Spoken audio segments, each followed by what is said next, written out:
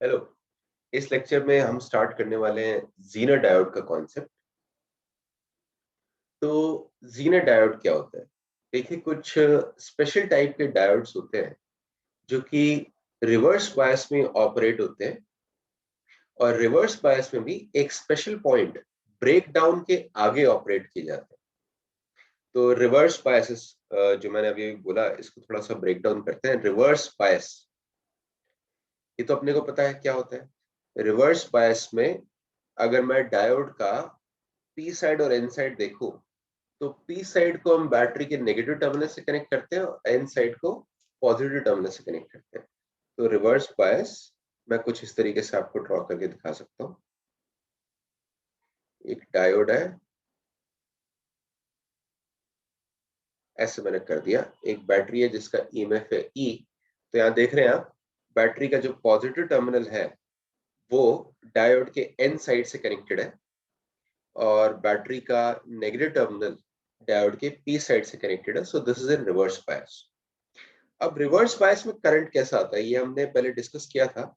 Reverse bias में मैंने बोला था करंट जो है बड़ी जल्दी सैचुरेट कर जाता है। तो जब ये ईएमएफ की वैल्यू आप इंक्रीज करते हैं, तो इनिशियली तो करंट इंक्रीज करेगा, उसके बाद जो है सैचुरेट हो जाएगा, यानी कि कांस्टेंट हो जाएगा। ठीक है, ये जनरली हमने बिहेवियर देखा था एक सिंपल डायोड। अब हम एक स्पेशल टाइप का डायोड कंस्ट्रक्ट कर रहे हैं, जीरो डायोड, जिसमें हम क्या करते हैं कि जो एन साइड और पी साइड में इम्प्योरिटी आपने ऐड की थी ना, एन साइड में मैंने आपको एग्जांपल दिया था पेंटावेलेंट इस इम्प्योरिटी का, यानी ऐसी इम्प्योरिटी जिसमें 5 वैलेंस इलेक्ट्रॉन्स है। I think we have taken example of phosphorus. तो सिलिकॉन में आपने फास्फोरस ऐड कर दिया एन टाइप। ऐसे पी साइड में सिलिकॉन में आपको ऐड करना है ट्राइवेलेंट, 3 वैलेंस इलेक्ट्रॉन्स वाली इम्प्योरिटी। जैसे हमने एग्जांपल लिया था एल्यूमिनियम का, सिलिकॉन में एल्यूमिनियम तो पीट है। जीनर डायोड में हम क्या करते हैं कि जो इम्प्योरिटीज लेते हैं उनकी कॉन्सेंट्रेशन को हाई रखते हैं। ठीक है, तो हाई डोपिंग, या फिर इसको बोलते हैं हैवी डोपिंग। ठीक है, तो यहाँ पे मैं बोलने वाला था high number density of impurity. Impurity जो आपने ऐड की है उसकी नंबर डेंसिटी हम ज्यादा ले रहे हैं, नंबर ऑफ चार्ज कैरियर्स से हम ज्यादा रखना चाहते हैं कंपेरेटिवली एक सिंपल डायोड से। या फिर इसको कभी कभी आप देखेंगे बोल देते हैं हैवी डोपिंग। डोपिंग मतलब ऐड करना कुछ, यहाँ पे हैवी मतलब नंबर डेंसिटी हम ज्यादा ले रहे हैं। तो देखो इससे क्या होगा, अगर आप हैवी डोपिंग लेंगे तो नंबर ऑफ चार्ज कैरियर्स बहुत ज्यादा है। तो अब की बार आपका जो डिप्लीशन रीजन है ना, और याद देखो रिवर्स बायस में डिप्लीशन रीजन की विड्थ बढ़ जाती है। तो अब की बार आपका जो डिप्लीशन रीजन बनेगा उसमें जो फिक्स चार्जेस आ रहे हैं ये भी ज्यादा आएंगे, हैवी डोपिंग क्योंकि आपने लिए।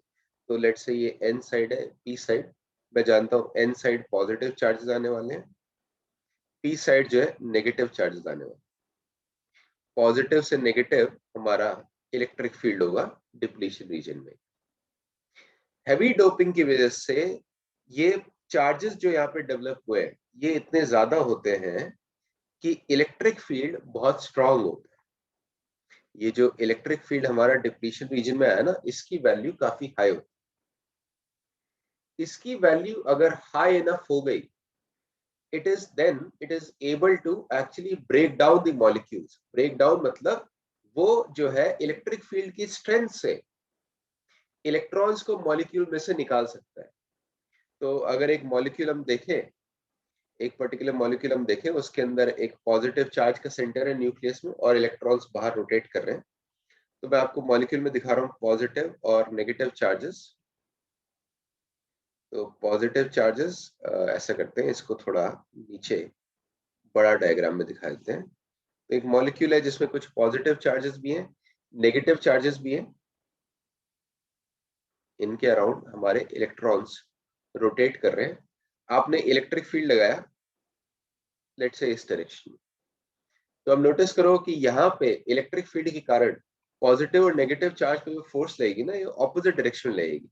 पॉजिटिव चार्ज पे फोर्स तो लग रही है right hand side electric field की डायरेक्शन में, जबकि इलेक्ट्रॉन नेगेटिव चार्ज पे फोर्स लग रही है इलेक्ट्रिक फील्ड के ऑपोजिट यानी left hand side direction.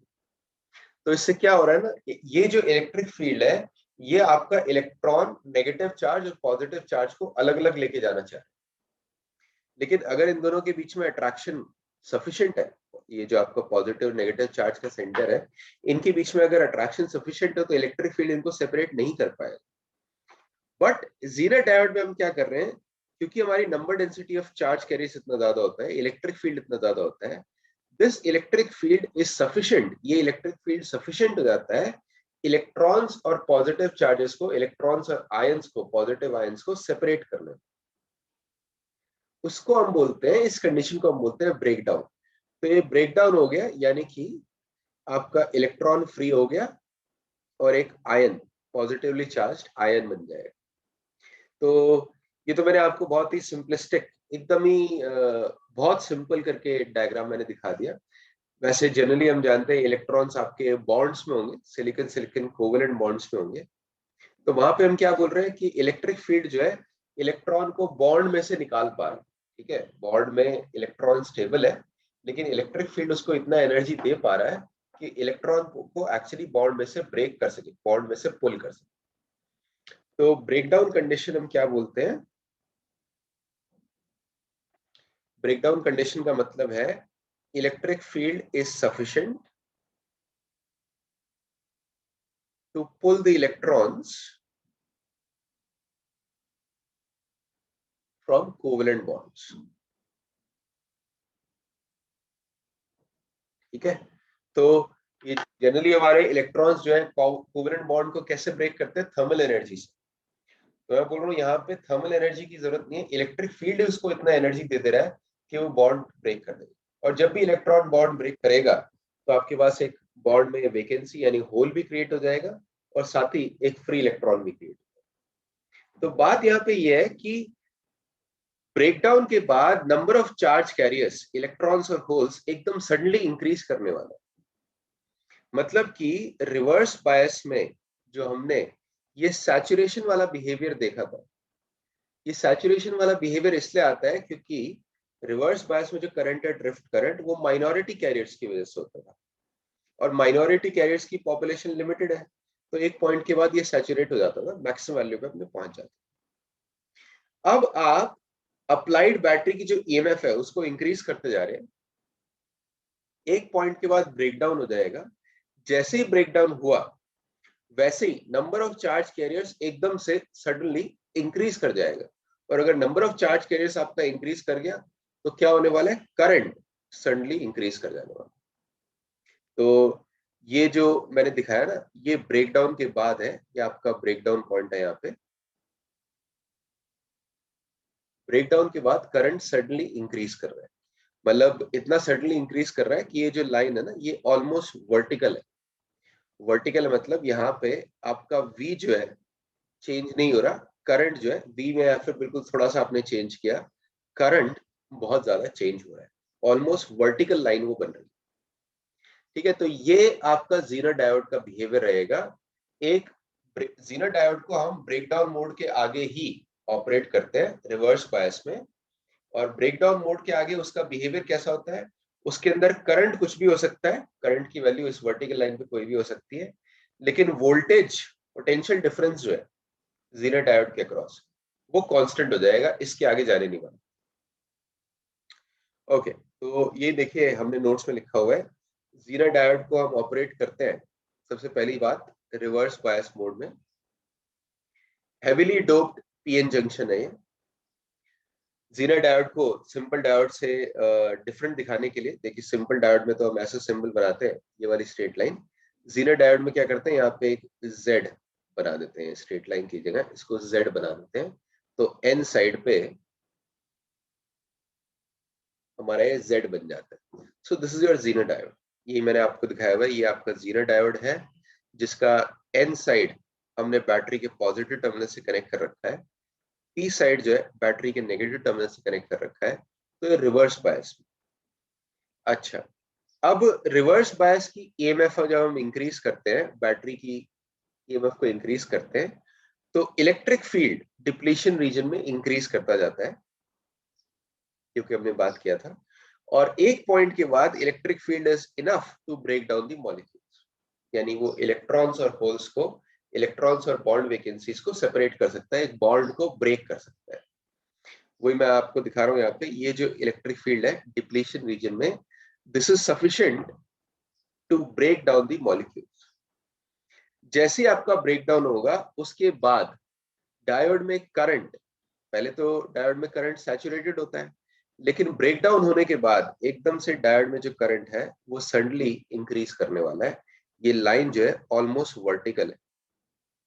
Almost vertical मतलब यहाँ इस पॉइंट के बाद आपका जो पोटेंशियल है Vz, इसको बोलते हैं ब्रेकडाउन वोल्टेज, जहाँ पे कि ये ब्रेकडाउन होता है, तो ब्रेकडाउन वोल्टेज या फिर जीनर वोल्टेज क्वेश्चन में आप देखेंगे, या फिर जीनर वोल्टेज, तो या तो उसको लिख देंगे Vz जीनर वोल्टेज अगर बोल रहे हैं, या फिर ब्रेकडाउन वोल्टेज बोल रहे हैं तो Vb, दोनों टर्मिनोलॉजी यूज होती है।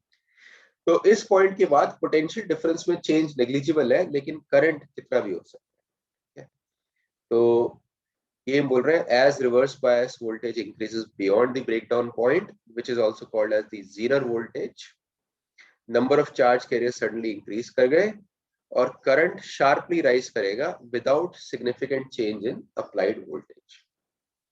तो जीरो डायोड का ये नेचुरल बिहेवियर है कि रिवर्स बायस में ब्रेकडाउन पॉइंट के बाद वोल्टेज चेंज के बिना करंट कितना भी हो सकता है, ठीक है। तो जीरो डायोड जो है नेचुरली एक वोल्टेज रेगुलेटर की तरह एक्ट करता है। वोल्टेज रेगुलेटर का क्या मतलब है? एक ऐसा डिवाइस जिसमें इनपुट वोल्टेज चेंज हो रही हो लेकिन आउटपुट वोल्टेज है वो कांस्टेंट रहे, तो ऐसे डिवाइस को बोलते हैं रेगुलेटर। तो एक रेगुलेटर सर्किट मैंने आपको यहाँ पे दिखाया हुआ है, देखिए नोटिस करिए इसमें क्या है। यहाँ पे लेफ्ट हैंड साइड में इनपुट वोल्टेज है हमारा टर्मिनल्स ए और टर्मिनल्स बी के बीच में, फिर आपका एक सीरीज रेजिस्टेंस है और जीरो डायोड। जीरो डायोड के अक्रॉस हमारा आउटपुट वोल्टेज हम दे रहे हैं।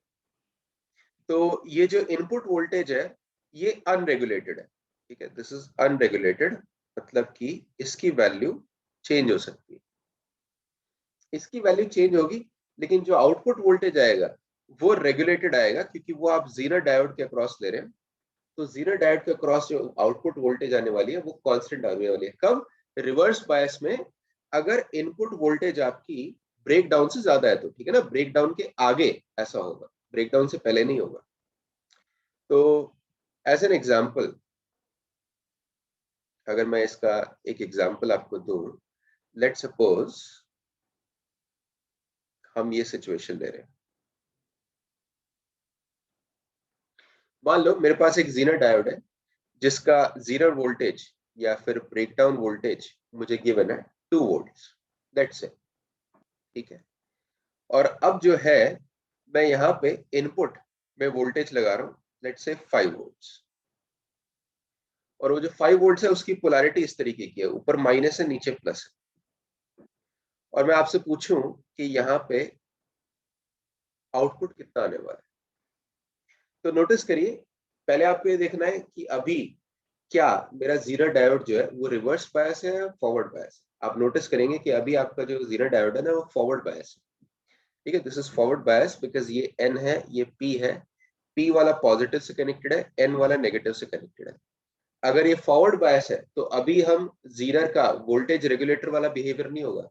फॉरवर्ड बायस में तो अपने को पता है कि डायोड जो है, अगर आइडियली हम देख रहे हैं तो डायोड जो है एकदम प्लेन वायर की तरह बिहेव करता है, यानी इस केस में जो आउटपुट वोल्टेज आ रहा होगा वो ऑलमोस्ट जीरो आ रहा होगा। एक तरह से प्लेन वायर है, प्लेन वायर में कोई पोटेंशियल ड्रॉप नहीं होता ना, सारा का सारा जो 5 वोल्ट्स है वो इस रेजिस्टेंस के अक्रॉस आ जाएगा, सीरीज रेजिस्टेंस जो थी आपकी उसके अक्रॉस 5 वोल्ट्स आ जाने वाला है। तो ये तो तब हुआ जब ये फॉरवर्ड बायस हो। अब मैं चेंज करता हूँ सिचुएशन, लेट्स से हम पोलैरिटी को रिवर्स कर देते हैं। पोलैरिटी अब हम लेते हैं रिवर्स बायस वाली, तो ऊपर पॉजिटिव नीचे नेगेटिव, और आपने ले लिया यहाँ पे 5 वोल्ट्स। अब ये जो 5 वोल्ट्स है आप देख सकते हैं ब्रेकडाउन वोल्टेज से ज्यादा है, और ये रिवर्स बायस में भी है क्योंकि आपका एन साइड जो है वो पॉजिटिव से कनेक्टेड है और पी साइड नेगेटिव से कनेक्टेड है। तो क्योंकि अब ये रिवर्स बायस में है और अप्लाइड वोल्टेज ब्रेकडाउन वोल्टेज से ज्यादा है, तो अब ये वोल्टेज रेगुलेटर वाला बिहेवियर करेगा, यानी कि इसके अक्रॉस आउटपुट वोल्टेज आ जाएगी कांस्टेंट। कितनी हो जाएगी? इसके अक्रॉस आउटपुट वोल्टेज हो जाने वाली है 2 वोल्ट्स। पॉजिटिव नेगेटिव ये पोलैरिटी में। इनपुट आपने 5 वोल्ट्स लगाया था, यानी सीरीज रेजिस्टेंस जो है इसमें कितना पोटेंशियल डिफरेंस बचा होगा? इसमें बचा होगा 3 वोल्ट्स। ठीक है, 5 - 2। 5 से आगे तुम कितना भी लगाओगे, 6, 7, 8, 9, यहाँ पे इनपुट में कितना भी लगाओगे, आउटपुट जो आने वाला है जीरो डायोड के क्रॉस वो कांस्टेंट आने वाला है 2। तो जैसे अगर आपने 5 के बाद मान लो यहाँ पे 6 लगा दिया, मैं ब्लू में लिख रहा हूँ, तो जो मेरा जीरो डायोड है उसके अक्रॉस पोटेंशियल डिफरेंस अभी भी 2 वोल्ट्स ही रहने वाला है। ठीक है, ब्रेकडाउन के आगे उसके अक्रॉस पोटेंशियल डिफरेंस चेंज नहीं होता। उसमें क्या होगा, जो 6 आपने लगाया, 6 - 2, जो ये सीरीज रेजिस्टेंस है इसके अक्रॉस सेकंड केस में आपका पोटेंशियल डिफरेंस आ जाएगा 4 वोल्ट्स। ठीक है, तो ये जीरो डायोड का बिहेवियर होता है। आई होप सबको क्लियर होगा। अभी कुछ एग्जांपल्स भी मैं लेने वाला हूँ, जेई में काफी क्वेश्चंस पूछे जा चुके हैं जीरो डायोड से रिलेटेड, तो एक दो सिंपल एग्जांपल्स देख लेते हैं। फर्स्ट क्वेश्चन देखिए। फर्स्ट क्वेश्चन में आपको दिया हुआ है एक जीरो डायोड का सर्किट, लेफ्ट हैंड साइड में अनरेगुलेटेड इनपुट है, यहाँ पे कोई सीरीज रेजिस्टेंस दी हुई है, जीरो डायोड के पैरेलल में हमने एक लोड रेजिस्टेंस ले रखा है 4 किलो ओम। और देखो डेटा क्या गिवन है, डेटा में ये भी गिवन है कि इस जीरो डायोड का ब्रेकडाउन वोल्टेज जो है 6 वोल्ट। तो 6 वोल्ट, अगर आपका इनपुट 6 वोल्ट से ज्यादा है तो जीरो डायोड के अक्रॉस पोटेंशियल डिफरेंस 6 पे कांस्टेंट हो जाएगा।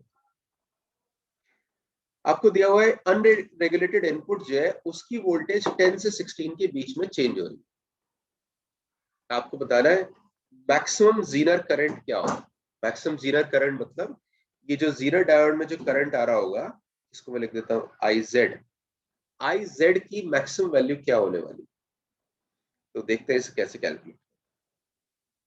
चलिए, अच्छा भाई, अब इसमें एक चीज नोटिस करो कि रेगुलेटेड इनपुट जो है मेरा 10 वोल्ट से 16 वोल्ट, ये ब्रेकडाउन वोल्टेज से तो ज्यादा ही है, 6 से तो ज्यादा ही है। तो डेफिनेटली जीनर के अक्रॉस जो पोटेंशियल डिफरेंस है वो मेरा कांस्टेंट हो चुका है 6। अगर जीनर के अक्रॉस मेरा पोटेंशियल डिफरेंस कांस्टेंट हो चुका है 6 और इनपुट वोल्टेज मेरा है लेट्स से वी इन जो कि 6 से ज्यादा है, तो ये सीरीज रेजिस्टेंस के अक्रॉस कितना पोटेंशियल बचेगा? वी इन में से 6 माइनस कर दो, तो इसमें आपका पोटेंशियल बचेगा वी इन -6। अच्छा, मैं करंट्स मार्क कर रहा हूँ। देखो ये तो आई एस तो ऑलरेडी मार्क है जो कि आर एस में होगा, सीरीज रेजिस्टेंस में। लोड रेजिस्टेंस में जो आपका करंट जा रहा है उसको बोलते हैं आई एल, और जीरो में जो करंट आ रहा है इसको बोलते हैं आई जेड। और एक चीज नोटिस करेंगे, क्योंकि लोड रेजिस्टेंस के अक्रॉस आपका पोटेंशियल डिफरेंस कांस्टेंट है, तो लोड रेजिस्टेंस का करंट भी कांस्टेंट होगा। यानी कि मैं लिख सकता हूं कि आई एल, ओम्स लॉ से करंट होता है पोटेंशियल बाय रेजिस्टेंस, तो आई एल आपका होने वाला है 6 volt divide by R L, यानी कि 6 वोल्ट डिवाइड बाय 4 किलो ओम। तो ये आप देखेंगे आ जाएगा 1.5 मिली एम्पियर। ये तो हो गया आई एल। साथ ही जो सीरीज रेजिस्टेंस में करंट आ रहा था ये वाले रेजिस्टेंस में आई एस, ये भी आप निकाल सकते हैं, क्योंकि इसका भी पोटेंशियल डिफरेंस हम लोग लिख चुके हैं ऑलरेडी, वी एन -6। मतलब मैं लिखूंगा आई एस का वैल्यू होगा potential difference divide by resistance, तो ये हो जाएगा डिवाइड बाय 2। और अगर इसको मिली एम्पियर में लिखना है, ये 2 × 10⁻³ एम्पियर में, अगर मिली एम्पियर में लिखना है तो V in -6 divide by 2 milli ampere. I S हो गया, आई एल हो गया। नोटिस करें आप कि आई एल कॉन्स्टेंट है, आई एस वेरी करेगा इनपुट वोल्टेज के साथ। आई जेड कितना आएगा, जीरो करंट कितना आएगा? आपको डायग्राम से दिख रहा होगा कि ऊपर से आपका डायग्राम कुछ इस तरीके का था, ये जंक्शन पे ऊपर से करंट आ रहा था आई एस, एक साइड लोड में करंट जा रहा है आई एल, और जीरो में नीचे करंट आ रहा था आई जेड। ठीक है, ये डायग्राम था ना, ऊपर देख लीजिए। देखो ये आई एस ऊपर से आ रहा है इस जंक्शन पे, राइट में आई एल जा रहा है, नीचे की तरफ आपका आई जेड जा रहा है, जीरो करंट। अगर ऐसा है तो मैं बोल सकता हूँ जंक्शन लॉ से कि IZ की वैल्यू हम निकाल सकते हैं, because I can say IS incoming current equal to outgoing current. तो IZ की वैल्यू होगी IS माइनस IL। क्वेश्चन में पूछा है जीनर करंट की मैक्सिमम वैल्यू। अब आप समझ गए होंगे कि अगर इसकी मुझे मैक्सिमम वैल्यू चाहिए और IL मेरा कांस्टेंट है, तो ऑब्वियसली मैक्सिमम वैल्यू तभी आएगी जबकि IS सीरीज वाला जो करंट हमने IS निकाला था उसकी मैक्सिमम वैल्यू ले। और उसकी मैक्सिमम वैल्यू कब कब आएगी? देखिए IS की वैल्यू मैंने यहाँ पे लिखी थी, आपको दिख रहा होगा जब भी इनपुट वोल्टेज मैक्सिमम है तभी IS की मैक्सिमम वैल्यू आने वाली है। इनपुट वोल्टेज मैक्सिमम कितना है? क्वेश्चन के हिसाब से इनपुट मैक्सिमम है 16 वोल्ट्स। सो कैन आई से, ये इक्वेशन से can I now write that IS maximum will be Vn maximum 16 minus 6 by 2 milliampere, जो कि आप देख सकते हैं 5 milliampere हो जाता है। IS मैक्सिमम आपका 5 milliampere है। IL मैं ऊपर निकाल चुका हूँ 1.5। तो IZ कितना बचा है? इस इक्वेशन से मैं लिख सकता हूँ IZ मैक्सिमम की वैल्यू आएगी 5 IS maximum minus IL। 5 minus 1.5 देखो आपका आंसर बच जाएगा 3.5 मिलियन। ठीक है, तो ये आपका सिंपल सा इसका सॉल्यूशन हो गया। ये कॉन्सेप्ट पे एनसीईआरटी में भी क्वेश्चंस है और 2-3 बार जेईई में भी पूछा जा चुका है, तो इसको मेरे ख्याल से समझ लीजिए। और काफी सिंपल ही है, आपको बस इतना ही ध्यान रखना है कि जीनर डायोड की वजह से जो आउटपुट रेजिस्टेंस है आपका या फिर लोड रेजिस्टेंस जो है उसके अक्रॉस पोटेंशियल डिफरेंस कांस्टेंट हो चुका है। तो ये मेरा जो यहाँ पे पोटेंशियल डिफरेंस है ना, ये कांस्टेंट हो चुका है 6 वोल्ट्स। तो ये क्योंकि पोटेंशियल डिफरेंस कांस्टेंट है तो ओम्स लॉ से लोड रेजिस्टेंस के अक्रॉस जो करंट होगा IL वो भी कांस्टेंट। ठीक है, बस ये हमें कॉन्सेप्ट यूज करना। नेक्स्ट एग्जांपल देखो। नेक्स्ट फिर से एक बार एक जीरो डायोड का सर्किट है। यहाँ पे भी आपको कुछ डेटा गिवन है, बैटरी का EMF गिवन है, ये सीरीज रेजिस्टेंस भी आपको गिवन है बैटरी के साथ जो सीरीज में है। देखो जीनर के लिए वोल्टेज, जीरो वोल्टेज या ब्रेकडाउन वोल्टेज है 10 वोल्ट्स, और आप देखेंगे कि बैटरी की जो वोल्टेज है 60 वोल्ट 10 से ज्यादा है, तो ये ब्रेकडाउन मोड में ही होगा, यानी इसका आउटपुट जो है कांस्टेंट हो चुका होगा जीनर का। लोड रेजिस्टेंस हमारा है 2 किलो। आपको बताना है IZ और IL का वैल्यू। देखो बैटरी से जो करंट निकल रहा है वो है I, लोड रेजिस्टेंस में IL, और जीनर में जो करंट जा रहा है दैट इज IZ। इन तीनों का वैल्यू अपने को निकालना। तो अभी तक आप लोग समझ गए होंगे कि IL निकाला तो बहुत सिंपल है, क्योंकि मैं जानता हूं बिकॉज मेरा input voltage 60 volt Zener voltage से ज्यादा है, तो यहाँ पे जीनर डायोड के क्रॉस जो मेरा पोटेंशियल डिफरेंस है वो तो कांस्टेंट हो चुका है 10 वोल्ट्स। और ये अगर कांस्टेंट हो चुका है 10 वोल्ट्स तो ओम्स लॉ से मैं IL निकाल सकता हूँ। I can write IL as potential difference divide by resistance. ये तो है एम्पियर में, तो अगर मिली एम्पियर में लिखे तो 5 मिली एम्पियर आपका IL आ गया। और आप ये जो I है ये भी निकाल सकते हो, क्योंकि देखो अब अगर 10 वोल्ट आपका पोटेंशियल डिफरेंस है A और B के बीच में, और टोटल पोटेंशियल डिफरेंस यहाँ बैटरी के कारण है 60, तो ये जो 4 किलो ओम रेजिस्टेंस है जो बैटरी के साथ सीरीज में, इसमें पोटेंशियल डिफरेंस कितना रहेगा? देखो 60 इधर है, 10 A और B के बीच में जीरो डायोड के अक्रॉस, तो 60 माइनस 10 आपका 50 वोल्ट पोटेंशियल डिफरेंस रहा होगा 4 किलो ओम रेजिस्टेंस। तो 4 किलो ओम रेजिस्टेंस में पोटेंशियल डिफरेंस पता है, रेजिस्टेंस पता है, तो यहाँ पे भी मैं ओम्स लॉ से करंट निकाल सकता हूँ। I can write I equal to 50 divide by 4 kilo ohm है ना, तो 4 इंटू 10⁻³ एम्पियर, यानी कि ये हो जाएगा हमारा 12.5 मिली एम्पियर। I आ गया, IL आ चुका है, तो IZ कैसे निकालेंगे? जंक्शन लॉ से निकाल सकते हैं, बिकॉज आप जंक्शन A पे अगर देखें, यहाँ पे मैं फिर से दिखा देता हूँ, जंक्शन A पे अगर आप देखेंगे तो करंट I आ रहा है आपका इस तरीके से, राइट में लोड रेजिस्टेंस में करंट जा रहा है IL, और A से नीचे आपका आ रहा है करंट IZ। तो हम जानते हैं इनकमिंग करंट और आउटगोइंग करंट सेम है। इनकमिंग करंट में I की वैल्यू मैं जानता हूँ 12.5, IZ मुझे कैलकुलेट करना है, और लोड करंट आई एल की वैल्यू मैं जानता हूँ 5, दैट मीन्स आई जेड कितना आ जाएगा, आप देख सकते हो यहाँ से 12.5 minus 5, 7.5 milli ampere I Z आने वाला। ठीक है, ऑल राइट। अब एक और एग्जाम्पल देखते हैं। नेक्स्ट, यहाँ पे फिर से एक सर्किट में जीरो डायोड्स है, लेकिन आप देखेंगे दो जीरो डायोड्स मैंने कनेक्ट किए हुए हैं, ऑपोजिट पोलैरिटी। ठीक है, तो एक के लिए आप देखेंगे कि पी साइड ऊपर है, दूसरे वाले जीरो डायोड के लिए एन साइड ऊपर है। इस तरीके से हमने कनेक्ट कर दिया। इनपुट वोल्टेज आप इधर दे रहे हैं, ये एक सीरीज रेजिस्टेंस है कुछ आर, जीरो डायोड के अक्रॉस हम आउटपुट लेने वाले हैं। अब आपको क्वेश्चन में गिवन है कि जो इनपुट वोल्टेज है वो एक ऑल्टरनेटिंग वोल्टेज है, जो कि आपको गिवन है यहाँ ग्राफ में। ये ऑल्टरनेटिंग वोल्टेज है जिसका एम्पलीट्यूड है 10 वोल्ट। ठीक है, तो ऊपर +10 तक जा रहा है, नीचे -10 तक है। आपको ये भी गिवन है कि जीरो डायोड की ब्रेकडाउन वोल्टेज जो है दोनों जीरो डायोड्स की 6 वोल्ट है। ये तो रिवर्स बायस में 6 वोल्ट होने के बाद वो ब्रेकडाउन होगा, 6 वोल्ट से पहले ब्रेकडाउन नहीं होगा। इनपुट वोल्टेज अपने को गिवन है, आपको बताना है कि आउटपुट वोल्टेज का ग्राफ किस तरीके का दिखाई देगा। तो कोई एक पोलैरिटी मान लेते हैं, मान लेट्स से ये जो पॉजिटिव वाला है ना ग्राफ में इनपुट वोल्टेज में, वो तब है जब ऊपर वाला आपका पॉजिटिव टर्मिनल है, नीचे वाला टर्मिनल नेगेटिव। ये जीरो डायोड्स के मैं नाम देता हूँ D1 और D2। अब जरा सोच के देखो, अगर इनको मैं D1 और D2 बोल रहा हूँ, तो जब ऊपर वाले टर्मिनल की पोलैरिटी पॉजिटिव है यहाँ पे, तो कौन सा डायोड इनमें से फॉरवर्ड बायस होगा, कौन सा रिवर्स बायस होगा, पहले ये सोच के। आपको दिखाई दे रहा होगा फॉरवर्ड बायस वो वाला होने वाला है जिसका पी टर्मिनल ऊपर है।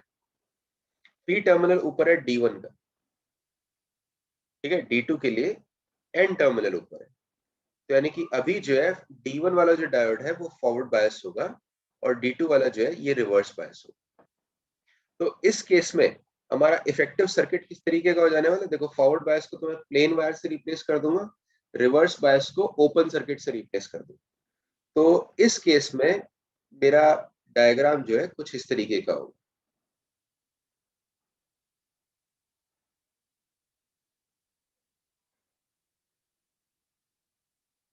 ये इनपुट वोल्टेज है प्लस माइनस, D1 को तो मैंने प्लेन वायर से रिप्लेस कर दिया क्योंकि वो फॉरवर्ड बायस था।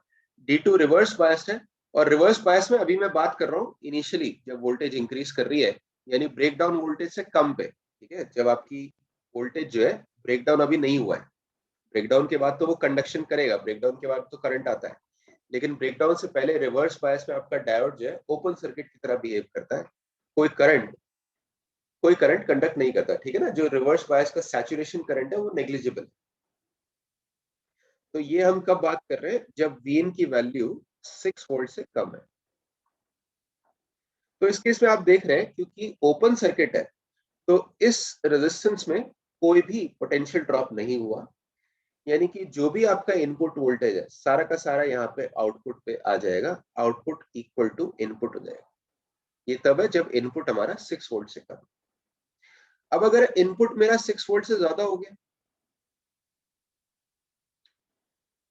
तो जो रिवर्स बायस में D2 मेरा डायोड था, जीरो डायोड, वो ब्रेकडाउन हो जाएगा। ब्रेकडाउन के बाद जीरो डायोड में पोटेंशियल डिफरेंस जो है, आउटपुट पोटेंशियल डिफरेंस कांस्टेंट हो जाता है, 6 के इक्वल हो जाता है।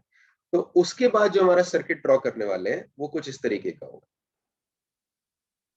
ऊपर D1 तो फॉरवर्ड था, उसको नहीं दिखा रहे, D2 को हम ऐसे दिखा रहे हैं,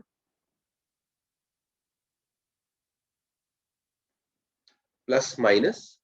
और इस केस में हम जानते हैं कि आउटपुट वोल्टेज जो आने वाला है वो कांस्टेंट हो जाएगा, VO इक्वल टू 6 वोल्ट।